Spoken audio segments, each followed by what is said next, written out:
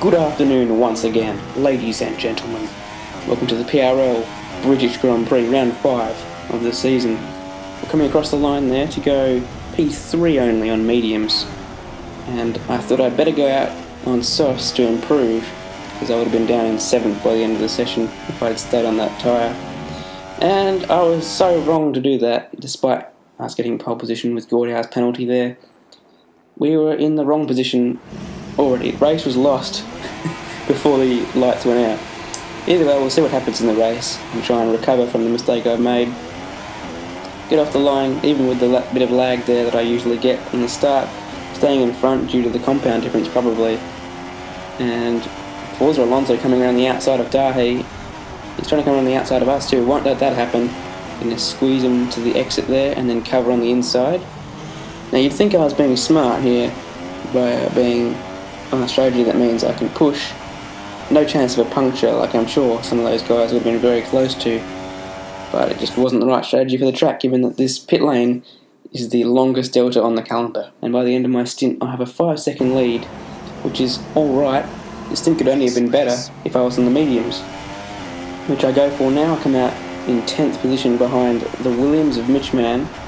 Should be able to get DRS on him fairly soon, so this won't be a big hold up. In fact, it might actually help me when the Williams in that exact position. So let's see what happens around here. Yeah, we've got the DRS in the detection line, and in fact he makes it even easier by pulling over, so thanks for that. Realising he's not in the race for the lead, or the race for whatever the hell I'm going to end up, 5th probably. A couple of cars in the pits there giving up their advantage of being on mediums, not quite making that stint work.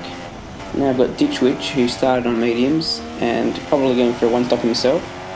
I'm going to get past him as soon as possible.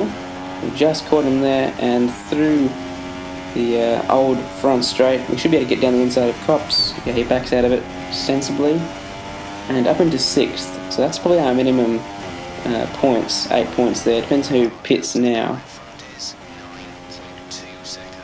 Couple of cars in the pits there. I'm also probably sacrificing a one-stop. Probably won't be able to do it from that lap. 3 cars in the pits though on the optimal lap to make a one-stop work, so 4 probably our best possible. We'll try and catch 1 or 2 of them with the pace, but I just didn't have any. That was the gap to Nick Dahy as I exited the pits. 7, that came down by the end, but I just couldn't turn the hards on at all. Cars in the pits letting us up into 4th.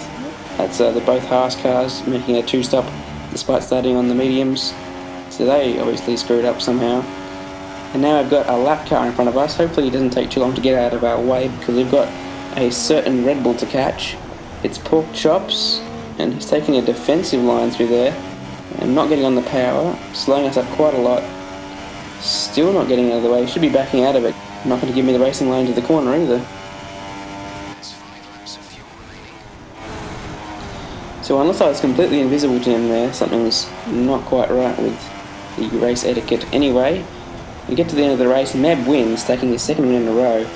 It's Dubzzy from 17th to 2nd, and probably got helped by that blocking in qualifying, because he might have started on softs and been even worse than starting on mediums that were fresh at the back. Also Nick Dahy on the podium. Congratulations to him. See you guys next time in Hockenheim.